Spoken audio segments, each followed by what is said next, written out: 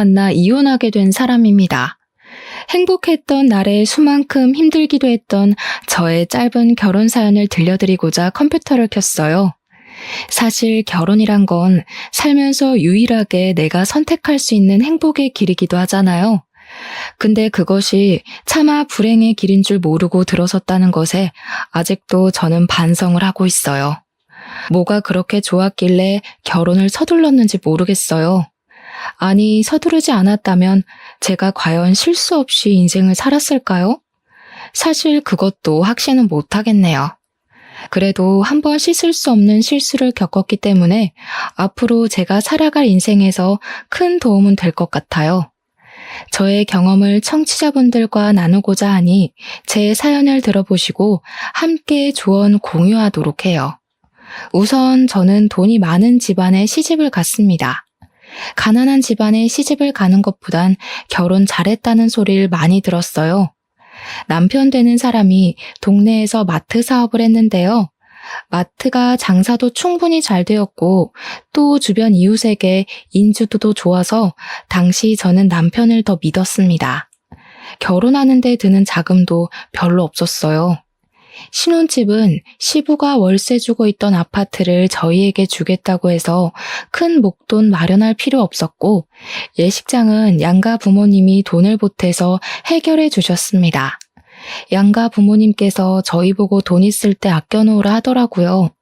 나중에 아이 생기면 모으고 싶어도 잘 안 모아진다면서 도와줄 수 있는 사람이 있을 때 돈을 아끼라 했습니다. 그렇게 저랑 남편은 큰 어려움 없이 결혼을 할 수 있었어요. 시작이 너무 수월해서 저도 제가 결혼을 잘했다고만 생각했습니다. 그런데 역시 사람은 길게 봐야 하는 것 같더라고요. 남편에겐 나이 많은 신우가 있는데요. 신우는 5살짜리 애 딸린 미혼모입니다. 처음에 신우 얘기를 남편한테 먼저 들었을 땐 안타까운 사정이라고만 생각했어요. 남편도 신우를 참 안 된 사람으로 생각하고 있었고 그래서 남편이 신우를 대할 때 뭐든 조심스럽더라고요. 웬만하면 신우의 부탁을 거절하지 않았습니다. 일단 집안 자체에서 신우의 미혼모 사정 때문에 신우를 굉장히 안쓰럽게 보고 있었어요.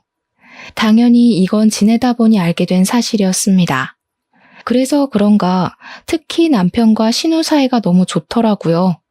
제가 생각하는 일반적인 남매 모습이라고 하기엔 너무 애틋해 보였습니다. 저는 그걸 보고 식구끼리 상처도 잘 보듬어주고 참 마음이 따뜻하다고 생각했어요. 시모도 처음엔 제게 굉장히 착하게 대하셨거든요. 시부가 저를 참해 보인다고 엄청 마음에 들어 하셨는데 시모도 저를 마찬가지로 생각해 주셔서 얼마나 다행이었는지 몰라요. 그래서 저는 더더욱 이 집안에서 잘 어울려 지낼 수 있을 거라고 생각했습니다. 저랑 남편이 신혼여행 다녀오고 나서도 시모가 손수 신혼살림 정리하는 걸 도와주기도 하셨어요. 물론 시부가 좀 도와주라고 시키기도 했지만 그래도 시모는 정말 친절하게 저희를 도와주셨어요. 살림이 처음일 저를 위해서 이런저런 조언도 많이 해주셨습니다. 그리고 남편이 알레르기 때문에 못 먹는 음식만 알려주셨지 남편을 상점 모시듯 모시라는 경고도 없었고 오히려 남편이 말 안 들으면 자기한테 전화해서 일을 하고까지 하셨어요. 그만큼 제 수준에 맞게 유쾌한 분위기를 만들어주셔서 시모가 좋았습니다. 반면 시부는 지방에서 어업을 크게 하시는 분이라 서울 집에는 자주 방문을 못하는 사정이셨어요. 거의 6개월 만에 한 번씩 집을 방문한다고 들었습니다. 원래 며느리 사랑은 시부라고 하잖아요. 시모도 제게 잘해주긴 하셨지만 사실 시부가 저를 가장 챙기는 게 느껴졌거든요. 사실 저를 본 횟수로 보면 거의 초면이나 다름없다고 해도 무방한데 시부는 제가 시집와서 힘들까봐 어떻게든 편의를 봐주려고 했습니다. 그래서 제가 결혼함과 동시에 집에 제사도 없앴고 명절에 음식하는 것도 없애버리셨어요. 시댁에도 굳이 연락하지 않는 이상 주기적으로 찾아올 필요 없다고 하더라고요. 그뿐만이 아니었습니다. 시부는 귀찮게 어른들 생신 같은 것도 챙기지 말고 정 챙기고 싶으면 그냥 외식으로 퉁치자면서 저보고 힘들게 생일상 같은 거 차리지 말라고도 하셨죠. 어떻게 이리 며느리 입장을 잘 생각해 주시는지 처음 그 선언을 들었을 때 제가 다 민망할 지경이었습니다. 다른 가족들도 제게 친절했고 제 편의를 봐주려고 웬만하면 굳은 일 안 시키려고 하긴 했는데 솔직히 시부처럼 이런 시댁 행사를 없애주는 것이 진정으로 며느리를 생각해주는 마음이잖아요. 처음엔 시부에게 그렇게까지 마음 안 써주셔도 된다고 하며 거절했지만 시부가 워낙 단호하게 나와서 결국 그렇게 결정이 난 거거든요. 그게 당장은 몰라도 나중엔 정말 큰 은혜라는 걸 예측할 수 있어서 더 이상 거절하진 못했어요. 그 부분에 대해서 시모도 별 말은 없었습니다. 시부가 결정한 거라 더 말하지 못했을 수도 있고 아니면 시모도 그런 행사들이 귀찮았을 수도 있고 일단은 시부 의견에 반대하는 사람은 아무도 없었다는 겁니다. 그렇게 선포하고 지방을 내려간 시부는 일이 너무 바쁠 땐 1년에 한 번씩 온다고도 하더군요. 어떻게 될지는 가봐야 한다면서 떠나셨어요. 그렇게 저는 신혼여행에 다녀오고 나서 한동안 시부는 코빼기도 볼 수 없었습니다. 그리고 그제야 저는 그게 어쩌면 남은 식구들이 모두 기다렸던 시간이었을 수도 있다는 걸 깨달았어요. 시댁이랑 저희 신혼집이랑 걸어서 닿을 수 있는 거리인데 신우랑 시모가 번갈아 가면서 굉장히 자주 방문하더라고요. 방문만 하는 거면 뭐 상관이 없었죠. 근데 뭔가 올 때마다 이전과 다른 느낌이 난다는 게 문제였어요. 특히 시모는 초반에 자기가 우리 집을 방문하면 제게 손 하나도 까딱 못하게 다 알아서 하셨거든요.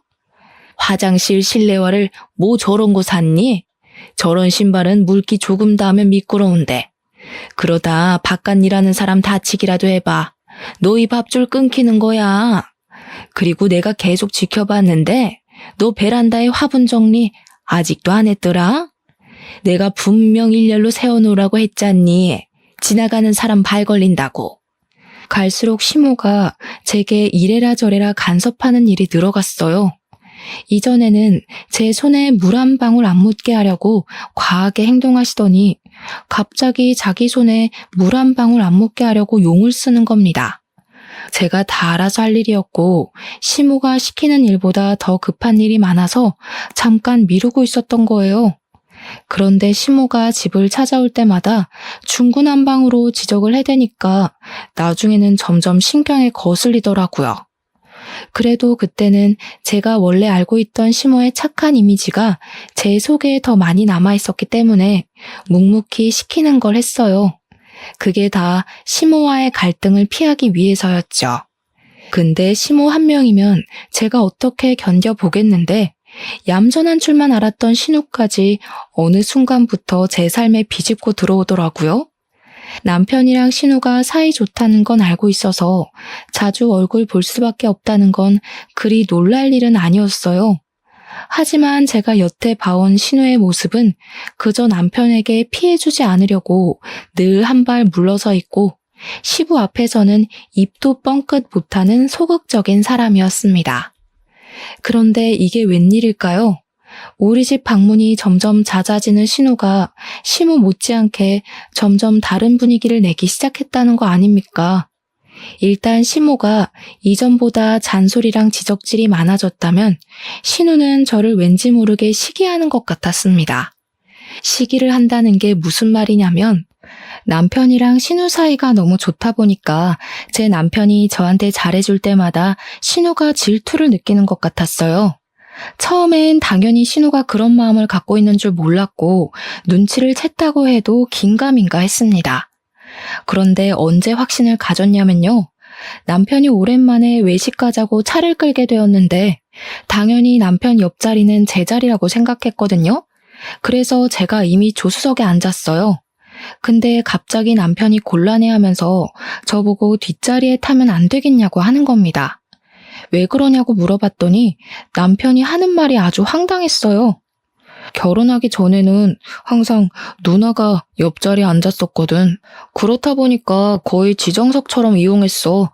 뒷자리는 누나가 불편해서 금방 멀미난다고도 했고. 사실 뒷자리로 옮겨 타는 건 제게 별 상관없는 일이었습니다. 다만 남편이 제게 말하는 이유가 다소 어처구니 없어서 기분 나빴다는 거예요.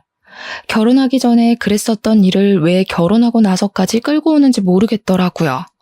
하지만 외식을 하러 가는 길이었기에 괜히 문제 일으키고 싶지 않아서 그러려니 넘겼습니다. 속 좁은 사람으로 보일까봐 뭐라고 말할 엄두를 못 내기도 했어요. 그날 신우는 외식 나가서 남편의 아내냐는 질문을 덜어 받았습니다. 웃긴 게 남편이 자리에 같이 있으면 그런 거 아니라고 해명을 했는데 남편만 자리에 없으면 신우가 그런 질문에 대해서 그저 웃으며 호응해 주더라고요. 그렇게 보여요? 저희 아들이랑 좀 닮긴 했죠. 그렇다고 서비스까진 안 주셔도 되는데 예쁘게 봐주셔서 감사해요. 이런 식으로 남편과 부부로 오해받는 일을 좀 즐기는 것 같았어요. 제 입장에선 신우의 이런 짓들이 가장 이해 안 되는 부분이었습니다. 신우는 그렇게 말하면서도 저를 눈치 보기보다는 제게까지 호응을 유도하는 게 딱 봐도 저를 경계하는 듯한 행동이란 걸 알 수 있었어요. 그 이후로도 신우는 남편과 제 사이를 매번 갈라놓는 행동은 종종 저질렀습니다. 그걸 여러 번 보고 나니까 제 안에서 내려진 정의가 딱 하나 있더라고요. 그게 바로 신우가 질투를 하는 것 같단 거였어요. 신우는 되도록 저랑 남편이 같이 있는 꼴을 안 만들려고 했고 남편이 자기에게 더 눈길을 주길 바라면서 관심을 끌었습니다. 그 행동이 도가 지나쳤을 땐 그런 일도 있었어요. 신우가 갑자기 자기 아들을 데리고 와서는 제게 덜렁 넘겨주더라고요. 올케, 제가 잘 몰라서 그러는데 올케는 나이가 있으니까 애들 음식 좀 할 줄 알 거 아니에요? 우리 애 밥 좀 해줘요. 오늘은 제가 급한 약속이 있어서 애 못 챙겨줄 것 같거든요. 그럼 어머님한테 맡기면 되지. 왜 굳이 여기까지 찾아왔어요? 어머님 집에 안 계세요? 어차피 내 동생이랑 약속 가는 거라 여기 오는 김에 올케한테 맡기는 게 나을 것 같아서요. 약속 끝나면 들려서 애 데리고 가면 되니까요. 우리 엄마도 쉬는 날이 있어야 하잖아요. 손주가 아무리 예뻐도 매일 보면 얼마나 지겹겠어요? 저 그때 신우가 잡았다는 약속이 제 남편과의 약속인 걸 알고 얼마나 당황했는지 모릅니다. 제 남편과의 저녁 데이트를 하기로 했다더라고요. 결혼하기 전에도 남편이랑 신우랑 같이 저녁 외식을 많이 즐겼다 하대요. 서로 약속을 잡고 말고를 떠나서 일단 저는 남편이 그 사실을 제게 말 안 해줘서 전혀 모르고 있었습니다. 그러니까 어쩌다 보니 저는 그 둘이 잘 놀라고 대신 애를 봐주게 된 셈이었어요. 너무 어이가 없었지만 이미 벌어진 일이라서 저는 억지로 시조카를 돌봤습니다. 그리고 남편이 귀가할 때까지 벼르고 있었어요. 그렇게 얼마 후 밤 10시쯤에 신우가 신이 난 채로 시조카를 데리러 왔더군요. 저한테 수고했다는 말 한마디도 없이 시조카만 데리고 쌩 나가버렸습니다. 남편이 뒤따라 안 들어오는 걸 보니까 신우를 집까지 바래다 주는 것 같았어요. 그리고 드디어 남편이 집으로 돌아왔을 때 저는 남편에게 여유도 주지 않고 퍼부었어요. 지금 일부러 나 도발하는 거야? 아가씨랑 약속 있었으면 얘기를 했어야지. 난 아무것도 모르고 있다가 예정에도 없던 육아를 했어. 내가 무슨 베이비시터야? 당신이랑 아가씨 노는데 애나 봐주는 사람이냐고. 이 정도 일이면 적어도 나한테 부탁하는 게 예의 아니야? 화났어? 미안해. 사실 얘기할까 말까 고민했는데 누나가 얘기 안 하는 게 좋겠다고 하더라고. 왠지 말하면 당신이 허락 안 해줄 것 같다길래. 당신은 몰랐겠지만 사실 누나가 당신 눈치 엄청 많이 봐. 눈치? 눈치 보는 사람이 나한테 애 봐줘서 고맙단 말도 안 해? 눈도 안 마주치고 애만 챙겨서 나가니? 당신 없을 때마다 아가씨가 당신 같고 남편인 척 하더라. 이 상황에 누가 더 눈치 보고 스트레스 받겠어? 누나는 미혼모잖아. 밖에 나가면 얼마나 사람들 시선이 신경 쓰이겠어. 안 그래도 애 아빠한테 버림받았는데 남동생 좀 이용하는 게 뭐 어때서. 그렇다고 내가 진짜 누나 남편 되는 것도 아닌데 뭘 그런 걸로 예민하게 굴어. 그러니까 당신 말은 난 애도 없는데 아가씨가 불쌍하니 조카도 내가 대신 봐야 되고 아가씨가 불쌍하니까 남편도 내줘야 한다는 거네? 가만 보니까 내가 당신 아내가 아니라 당신 불륜녀가 된 기분이다. 지금 남의 남편 빼앗은 것 같아. 배우자한테 무조건 양보만 바랄 거면 나랑 왜 결혼했어? 그냥 나가서 사랑하는 네 누나랑 조카 데리고 남편 행세하면서 살아. 저는 그날 남편에게 쌓였던 서운함을 다 토로하고 말문을 닫아버렸습니다. 다음날 남편이 제게 대화 좀 하자고 해도 무시했어요. 그랬더니 남편도 자기 나름대로 자기 행동을 돌아본 것 같더라고요. 한 이틀 냉전 상태로 지냈을까? 신우가 우리 집을 또 찾아온 적이 있었는데 그날 남편이 먼저 나서서 신우를 집으로 돌려보냈어요. 제가 남편의 사과를 안 받아주니까 남편이 먼저 행동으로 보여준 겁니다. 그 덕분에 저는 남편과 다시 대화의 시간을 갖게 되었는데요. 남편이 제게 미안하다고 하면서 앞으로 신우를 완전히 외면할 순 없겠지만 제 남편으로서 자기가 자제해보겠다고 하더라고요. 일단 남편이 먼저 사과를 해줬으니까 남편을 믿어보기로 했어요. 남편의 사과 덕분에 저희 관계는 다시 좋아졌습니다. 하지만 역시 후폭풍은 있었어요. 남편이 제게로 돌아서면서 신우를 멀리하니까 역시나 신우가 가만히 있질 않더라고요. 그 뒤부터 신우는 아주 뻔뻔해졌습니다. 얼굴에 철판 깔고 저희 집에 거의 늘어붙기 시작했죠. 심지어 남편의 생일날에도 남편이 저랑 단둘이 보내는 게 싫었는지 그날 우리 집에 와서 하루 종일 있었어요. 남편이 신우더러 가라고 말리는 것도 한계가 있었습니다. 사람이 막무가내로 나오니까 완전 구제불능 수준이 되더라고요. 남편은 또 신우한테만 유독 마음이 약해져서 강하게 하지도 못했어요. 그게 또 제가 불만을 품게 만들었죠. 아무튼 신우가 거의 매일같이 신우집을 찾아오니까 시조카 때문에 하루하루가 정신이 없었어요. 문을 안 열어주면 그만이라 생각할지 모르겠지만 신우가 아이를 데리고 있다 보니까 밖에 오래 세워둘 수가 없더라고요. 신우도 제가 아이한테 마음이 약한 걸 알아서 그런가 일부러 더 오기 부리며 시조카를 꼭 데리고 집을 찾아왔습니다. 시조카가 또 5살이다 보니까 솔직히 얌전하지 않아요. 누구를 닮았는지 집에서 그렇게 뛰어다닙니다. 신경 안 쓰려고 해도 시조카가 이것저것 만지려고 하고 위험하게 놀아서 제가 말을 계속 얹을 수밖에 없는 입장이었어요. 근데 정작 신우는 애한테 손 떼고 하루 종일 휴대폰 하거나 TV만 봅니다. 남편이 올 때까지 집에서 기다렸다가 남편이 오면 남편이랑 수다 떨면서 노는 게 신우의 일과였어요. 그리고 또 하나 있네요. 제가 남편 저녁상을 미리 차리면 이것저것 손대면서 잔소리를 폭탄으로 던지기도 합니다. 우리 동생 시금치 싫어하는데 결혼했으면서 그런 것도 파악 못했어요? 내 동생은 어릴 때부터 초록색 나물을 특히 싫어했어요. 남편 내조하고 살 거면 그 정도는 공부 좀 하세요. 이제 먹더라고요. 제가 먹으라고 하니까 군말 없이 먹는다고 하던데요. 나이가 몇 살인데 이런 걸로 편식을 해요. 알레르기 일으키는 음식만 피하면 되지. 남편 스트레스 주는 마누라가 제일 최악이라고 하던데 올케 나중에 우리 동생한테 이혼당할라. 조심해요. 잔소리도 딱 자기 생긴 것답게 사람 속을 참 잘 뒤집어 주더군요. 얼마나 야비한지 몰라요. 남편을 이성으로 보는 것 같진 않은데 뭔가 굉장히 우애가 깊어서 저야말로 질투가 날 지경이었어요. 그래서 신우가 그렇게 돌변하고 나서부터는 제가 남편과 기념일을 단둘이 보낸 적이 없습니다. 어떻게 저를 괴롭히려고 자기 아이까지 이용할 수가 있는 건지 모르겠어요. 그리고 제가 지내면서 또 하나 느낀 건 신우가 자기 애한테 그리 관심이 없어 보인다는 거예요. 차라리 유치원 선생님이 아이한테 훨씬 더 애정이 있다고 확신할 수 있을 정도였습니다. 아무리 미혼모라도 자기 자식이면 마음이 갈 수밖에 없지 않나요? 내 살점 같은 게 자식의 존재 아닌가요? 그런데 시조카를 바라보는 신우에게선 그런 애정이 전혀 느껴지지 않았다는 거예요. 제가 보기엔 자기 자식보다 제 남편에게 더 애정이 있는 것 같았습니다. 그럴 수가 있다는 걸 저도 신우 보고 처음 알았어요. 세상엔 상상 이상의 존재들이 참 많은 것 같아요.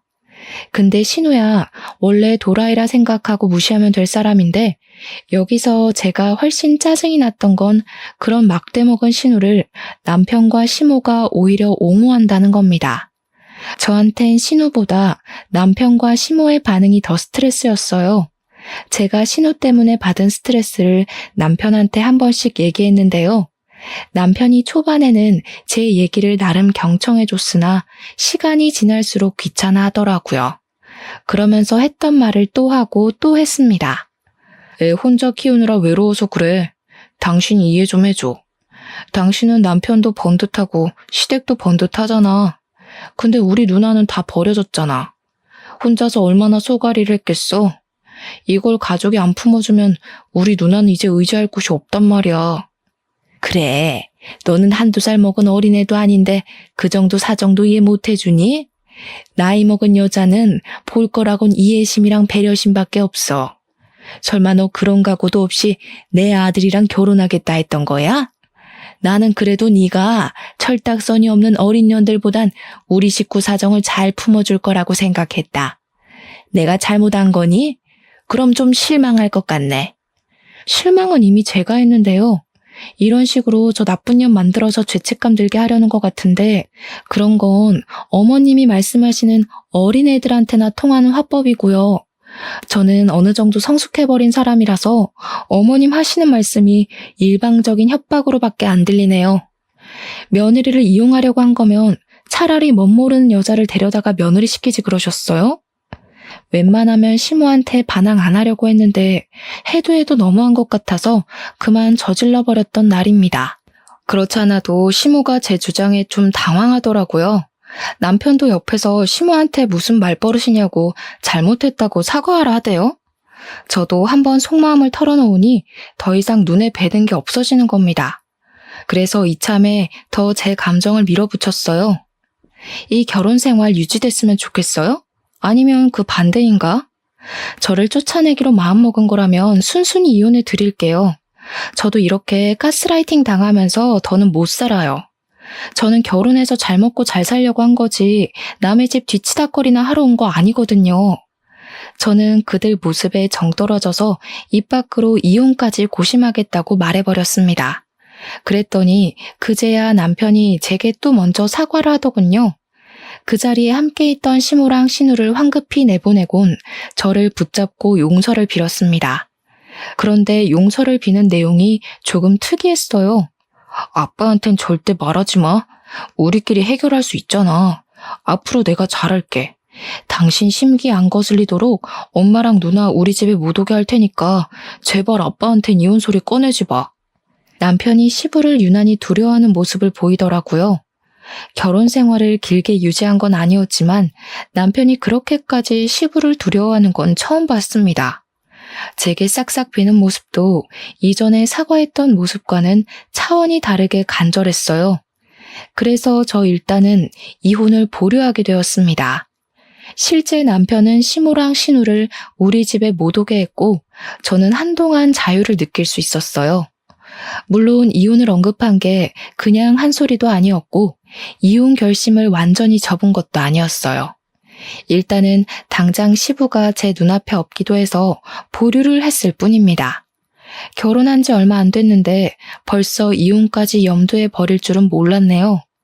그렇게 직장인들이 마음속에 사표를 품고 사는 것처럼 저도 마음속에 이혼을 품고 지내며 시간을 보낼 때였어요. 어느 날 제가 시댁을 방문할 날이 있어서 시댁을 찾았는데 문이 열려 있길래 그냥 들어가려고 했거든요. 근데 안에서 시모랑 신우가 심각하게 대화하는 것이 들리더라고요. 그래서 안으로 들어서지 않고 밖에서 두 사람의 대화를 엿듣게 되었습니다. 그리고 거기서 굉장히 충격적인 사실을 듣고 말았어요. 그 두 사람이 시조카에 대해서 얘기를 나누고 있었는데요. 신우가 시조카를 아들이 아닌 동생이라 칭하면서 시무에게 얘기를 하고 있더라고요. 그때부터 저는 무슨 정신으로 그랬는지 모르겠는데 일단 그 대화를 몰래 녹음해버렸습니다. 그러면서 숨죽이고 계속 대화에 집중을 했죠. 들으면 들을수록 충격적인 사실이었어요. 놀랍게도 시조카는 신우 친자식이 아니었습니다. 바로 시무의 늦둥이 자식이었던 거예요. 얼마나 놀라운 사실입니까? 여태 시조카인 줄 알았던 5살짜리 아이가 제게 도련님이었다는 거잖아요.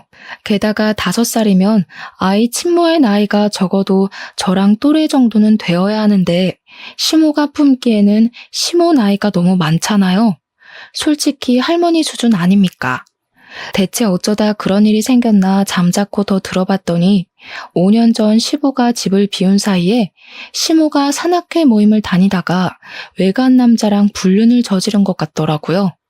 그 불륜남 사이에서 만들어진 자식이었던 겁니다. 그걸 시모가 신우 아들로 둔갑시켜서 신우를 미혼모로 만든 거였어요. 시부는 그 사실을 고스란히 믿고 있는 상황인 것 같았습니다. 다 듣고 나니 이해가 되더군요. 그래서 신우가 그 아이한테 그리 애정이 없었나 봅니다. 그럼 저는 여태 시조카가 아니라 시모 아들을 대신 봐준 셈이 되는 거였는데요. 기분이 정말 이상했고 이 사실을 모르고 있을 시부가 너무 불쌍하더라고요. 근데 시모는 어떻게 자기 애를 남이 데리고 있는데도 한 번도 궁금해하거나 들여다보질 않았던 걸까요? 신우가 제게 아이를 던져줘도 별말 없었던 것 보면 사실 시모도 신우에게 자기 아이를 떠맡기듯 버린 것일지도 모른다는 생각이 들었어요. 대체 아이는 무슨 죄입니까? 무슨 이런 콩가루 가족이 다 있는지 모르겠더군요. 시부가 오랫동안 집을 비우고 있으니까 시모랑 신우가 겁도 없이 이런 강큰 짓을 저지르는 것 같았습니다. 시부 돈으로 먹고 자고 즐기면서 시부 뒤에선 헛짓거리를 하고 있었다니 어쩌면 이 사람들이 시부 재산까지도 충분히 노리고 있을 것 같다는 생각이 들더군요. 일단 저는 모른 척을 했습니다. 그날 시댁을 방문하려고 했던 것도 포기하고 집으로 돌아갔어요. 휴대폰에 녹음된 내용을 다시 들어봤더니 그렇게 소름이 끼칠 수가 없더라고요. 그들이 숨기고 있던 모든 사실을 다 알고 나서 그들을 지켜보니까 역시나 새로웠습니다. 그래도 시모가 자기 늦둥이 바라보는 시선이 신우보단 애정이 있는 것 같더라고요. 사실 초반에는 그저 시조카에게 할머니니까 손주로서 잘해주는 줄로만 알았거든요. 그 두 사람이 제 앞에서 아이를 두고 계속 연기를 하는데 볼수록 아이가 참 안 됐다는 생각이 들었어요. 저는 그날 이후 대체 이 커다란 문제를 어떻게 해야 하나 생각지도 못한 고민을 하게 되었습니다. 이혼도 어느새 뒷전이 되어버렸을 정도로 그 일에 대해 신경을 두고 있었어요. 이 사실을 남편도 알고 있는 것 같더라고요. 한 번씩 시무랑 신우가 남편한테도 저 몰래 속닥거렸는데 그게 다 아이에 대한 얘기라는 게 뒤늦게 보였습니다. 이런 집안에서 더는 제정신으로 못 지낼 것 같았어요. 그래서 저는 이제 이혼을 어느 정도 결심했고 어떻게 하면 시부에게 이 사실을 효율적으로 전달할 수 있을지를 고민했습니다. 그렇게 시간을 보내던 무렵 시댁에서 밥 먹다가 오랜만에 시부가 집으로 돌아오게 되었는데요. 웃기게도 시부가 돌아오니까 나머지 식구들은 전부 결혼 전 친절했던 사람들도 돌아갔어요. 그러니까 바로 눈치채겠더라고요. 시부가 있었기 때문에 초반에 제게 잘하려고 이미지 관리했던 거였어요. 시부가 없을 때는 그 사람들이 마치 허리띠를 푸는 것처럼 본색을 드러냈던 거죠. 아쉽게도 저는 그제야 제게 진심을 보이고 진심을 줄 수 있는 사람은 시부밖에 없다는 걸 깨달았습니다. 이혼을 마음먹었더니 그것이 보였네요. 시부는 역시 꽤 괜찮은 사람이었어요. 사람을 귀하게 대할 줄 아는 분이셨고 며느리인 제게 굉장히 잘해주셨습니다. 집에 오자마자 제게 고생 많다고 바로 용돈을 쥐어주기도 하셨어요. 그리고 시부가 온 그날 저녁은 시댁에서 밥을 먹었는데 역시나 시모가 제 손에 물 한 방울 안 묻게 하려고 하더라고요. 하지만 이젠 그게 다 개수작이라는 걸 제가 알잖아요. 그래서 시모 무시하고 제 할 일을 꿋꿋이 했거든요. 근데 시부가 잠깐 친구 만나러 나간 사이였어요. 시모가 기다렸다는 듯이 고무장갑을 제게 던지면서 빨리 설거지 먼저 하라고 부추기는 겁니다. 우습지 않나요? 시부가 매일 같이 살았다면 제게 고나리질 못해서 어떻게 참았을까 싶더라니까요. 시모가 잔머리 쓰는 게 보이길래 저도 잔머리 좀 써줘야겠다고 생각했어요. 마침 시모랑 신우는 시부가 늦게 들어올 거라 생각했는지 방에 들어가서 TV를 보고 놀고 있었어요. 아마 제가 시부 오기 전에 설거지를 다 끝낼 거라고 확신하고 있었던 것 같았습니다. 남편은 애초에 제게 신경을 안 쓰고 있었어요. 하루 종일 자기 늦둥이 동생이랑 놀아주는 걸 핑계로 저를 돕질 않았죠. 그래서 저는 설거지를 최대한 늦게 했습니다. 정말 다행히도 시부가 친구를 짧게 만나고 돌아오셨어요. 남편은 자기 동생 화장실 봐준다고 잠깐 자리를 비웠고 시모랑 신우는 여전히 방 안에서 뒹굴고 있는 상황이었는데요. 시부가 저를 보자마자 바로 눈을 부릅뜨시더라고요. 그리곤 하하호호 소리가 나는 안방으로 달려갔습니다. 곧 큰 소리가 쩌렁쩌렁 울렸죠. 집에 여편네가 둘이나 있는데 왜 며느리 혼자 설거지를 하고 있어? 지금 뒹굴거리며 놀려고 며느리한테 다 떠맡긴 거야? 내가 며느리 수고스럽게 하지 말랬지? 시부가 크게 호통치자 다들 놀라서 불이 나게 거실로 뛰어나왔습니다. 다시 제대로 보니 역시 시댁의 실세는 시부였어요. 아무래도 시부가 결혼하기 전부터 식구들한테 며느리 괴롭히지 말라고 단단히 일러뒀나 보더라고요. 시부는 너무 감사하게도 며느리의 존재를 자기 집에 와준 귀한 손님으로 생각하고 있었습니다.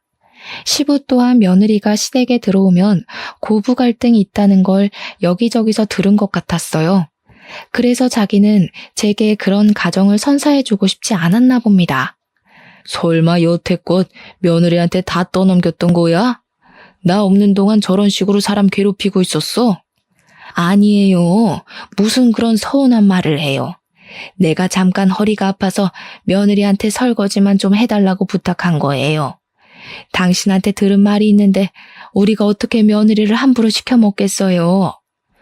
맞아, 아빠. 그리고 올케는 이제 설거지 하나 하는 거야. 그동안 나랑 엄마가 다 치웠다고. 올케도 손이 있는데 같이 일할 수 있는 거잖아. 세아가 네가 말해봐라. 정말 이 두 사람이 하는 말이 맞아?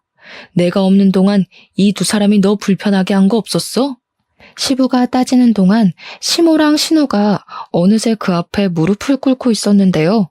벌벌 떨면서도 제게 말 잘하라고 눈치를 주더라고요. 그들은 어떻게든 시부의 비위를 맞추려고 노력했습니다. 없는 말까지 지어내면서 아양을 심하게 떨었어요.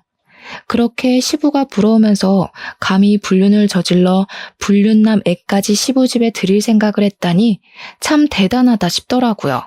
일이 이렇게까지 되어버린 거 저는 이 좋은 기회를 놓치고 싶지 않았어요. 그래서 고무장갑을 벗고 시모에게 다가가 시모 앞에다 던져주었습니다. 아버님 나가시자마자 이렇게 고무장갑 던지면서 빨리 설거지하라고 하셨어요. 아버님 오기 전까지 끝내라고 하셨는데 제가 손이 느려서 미처 끝내질 못했네요. 늘 저희 집 찾아오셔도 애도 맡기고 일도 시키고 많이 부리셨어요. 저도 어머님이랑 아가씨가 아버님 없다고 갑자기 돌변해서 그럴 줄은 몰랐어요. 얘가 무슨 소리를 하는 거니? 내가 언제 너희들 집에 매일 찾아갔다고 그래? 내가 원래 말투가 좀 센데 네가 착각했나 보구나. 나 원래 누구를 부려먹질 못하는 사람이야.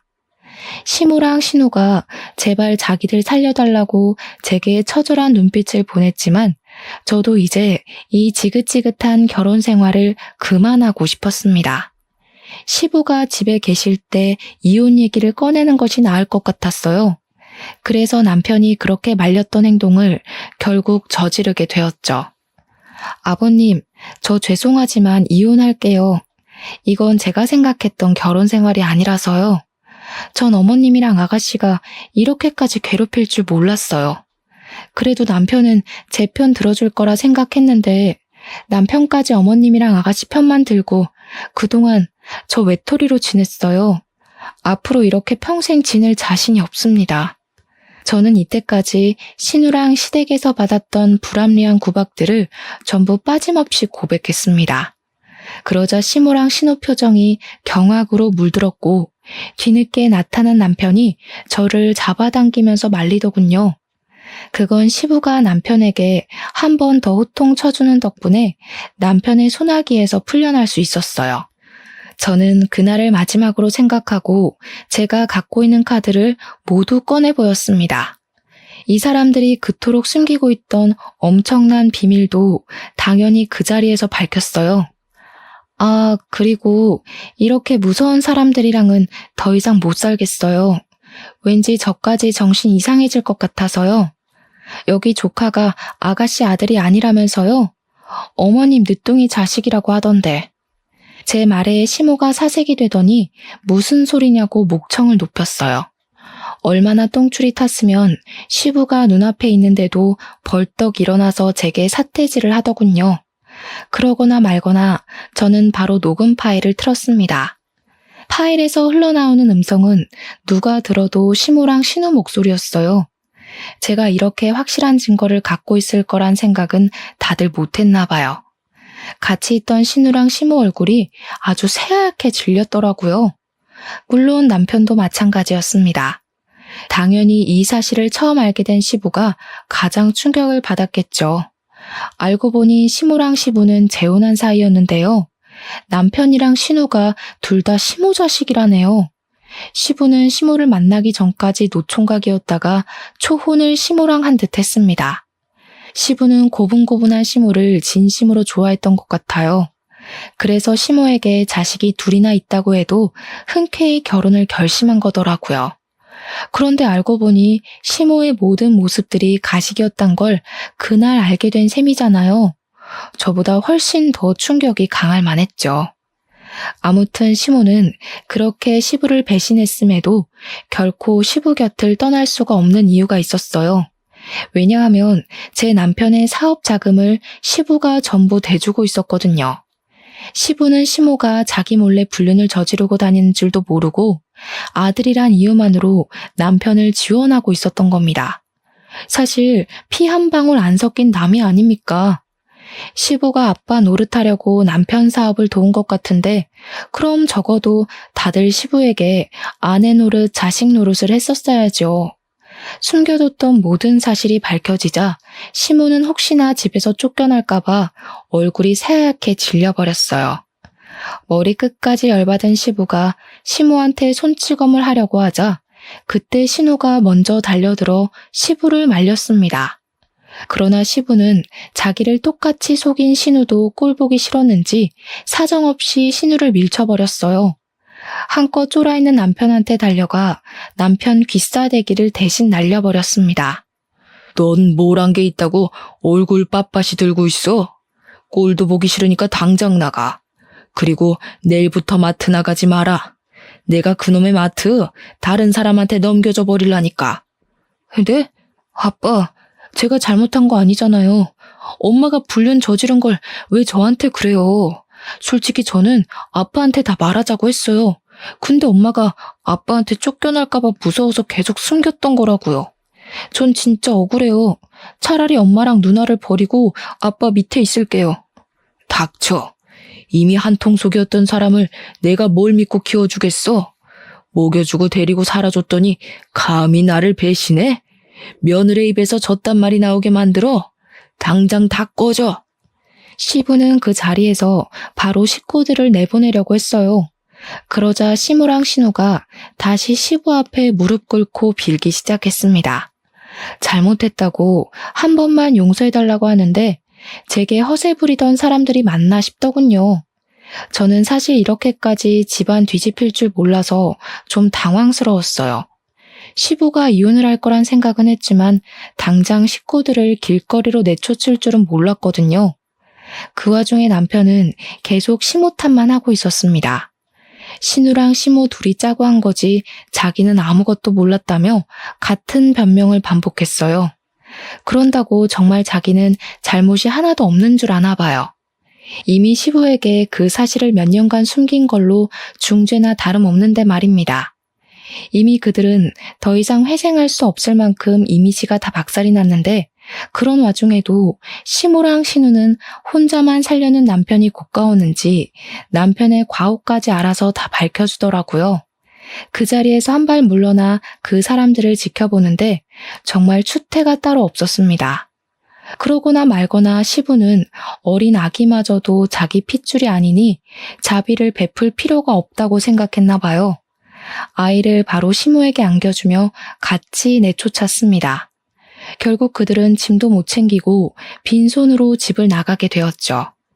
다들 어디 멀리 가지도 못하고 시댁 근처만 뱅뱅 돌았어요. 용서를 빌 기회만 보고 있더라고요. 근데 그걸 또 시부가 가만히 안 놔뒀어요. 자기 집 마당에 호스까지 끌어와서 세 사람한테 뿌려댔습니다. 혹시라도 뭘 받고 싶어서 얼쩡대는 거면 한 푼도 받아갈 기대하지 말라며 경고까지 날려주었죠. 그렇게 저는 생각보다 개싸움 없이 수월하게 이혼을 진행할 수 있었어요. 시부도 시모에게 이혼 소송을 할 거라고 하더라고요. 그리곤 죽기 전에 재산을 다 기부해서 자기 호적에 붙어있는 남의 자식에게 돈 한 푼 안 줄 거라고도 했어요. 그러면서 시부가 제게 진심으로 사과까지 하였습니다. 네가 괜히 못난 집에 시집을 와서 안 해도 될 고생만 하고 가네. 내가 집안의 가장인데도 돈 버는데 미쳐 있어서 집안 꼴이 개판인 줄도 몰랐어. 참 너를 볼 면목이 없다. 우리 식구 때문에 아깝게 날린 시간은 내가 꼭 보상해 줄게. 아니에요, 아버님. 아버님 잘못이 아닌데 왜 아버님께서 사과하세요? 제가 유일하게 위로받은 사람이 아버님인데 아버님한테는 그런 말 안 듣고 싶어요. 오히려 제가 감사하다고 절을 해야 하는걸요. 그러니까 너무 마음 쓰지 마시고 앞으로 더 좋은 인연 만나셔서 아버님이야말로 아깝게 날린 시간 꼭 보상받길 바랄게요. 시부는 제게 유일하게 진심이었던 사람이라고 했잖아요. 그래서 시부가 다른 식구들을 대표해서 사과하는 건 되레 제 마음을 더 아프게 하는 셈이었어요. 괜찮다고 하는데도 시부는 자기 잘못이 맞다면서 끊임없이 자책했습니다. 집안이 그렇게 망해가는 줄도 모르고 고등어 사업이 너무 잘 돼서 전혀 신경을 못 썼다고 한탄했어요. 뿐만 아니라 시부가 제게 보상하겠다는 말은 그냥 한 게 아니었습니다. 제가 결혼 생활이 1년도 채 안 되었는데 시부가 그걸 알고서 저보고 이혼 소송에도 위자료를 많이 못 받을 거라고 걱정까지 해주더라고요. 그러면서 뒤있는 말이 우리 살던 신혼집 아파트를 제 명의로 돌려주겠다고 하는 거 아니겠습니까? 너무 놀라서 그렇게까지 신경 안 써줘도 된다고 그냥 사과만 받겠다고 했어요. 그런데 시부는 제게 그렇게 안 하면 평생 후회할 것 같아서 그런다며 꼭 받아주라고 사정하는 겁니다. 그래서 저는 얼떨결에 말도 안 되는 위자료를 받아버렸어요. 시댁이 잘 살았던 이유는 다 시부가 돈을 많이 벌어서 그런 거였거든요. 그런 대단한 분이 원래 세를 주고 있던 아파트가 값이 꽤 나갔어요. 심지어 시부가 제게 명의를 돌려줄 때는 1.5배 집값이 오르기도 했습니다. 결혼이란 것 자체는 망했지만 어찌 보면 제게 복권이 떨어진 거나 마찬가지인 셈이었어요. 졸지에 10억이나 되는 아파트를 얻게 되었으니 땡 잡았다고 말해도 되는 거 아니겠습니까? 그렇게 저는 너무 득이 되는 이혼을 하고 시부와 마지막 밥 한 끼를 한 뒤 작별 인사를 했습니다. 그렇다고 시부와 인연을 그렇게 마무리하고 싶지 않아서 저는 명절이나 시부 생신날에 시부에게 연락을 넣고 있어요. 시부가 시간이 될 때면 제가 식사를 꼭 대접했고 시간이 안 되면 일하는 곳으로 선물을 보내드렸죠. 시부가 자기는 신경 안 써도 된다고 그만 제 인생을 살라고 하셨는데 시부를 챙기는 것이 제가 살아갈 인생 중에 하나라고도 생각하거든요. 그래서 본의 아니게 계속 고집을 부리고 있습니다. 괜찮은 분이 있으면 시부한테 소개도 시켜드릴까 생각 중이에요. 아무튼 그렇게 떠나버린 사람들은 완전 소식이 뚝 끊겨버렸어요. 시부도 일하는 지방으로 집을 옮기는 바람에 그 사람들과 만난 적이 없다고 하더라고요. 아마 어디서 막노동하느라 바쁘지 않을까 싶네요. 제발 누구 인생 발목 잡지 말고 자기네들끼리 똘똘 뭉쳐서 살았으면 좋겠어요. 그럼 그만 이야기 마무리할게요. 들어주셔서 감사합니다.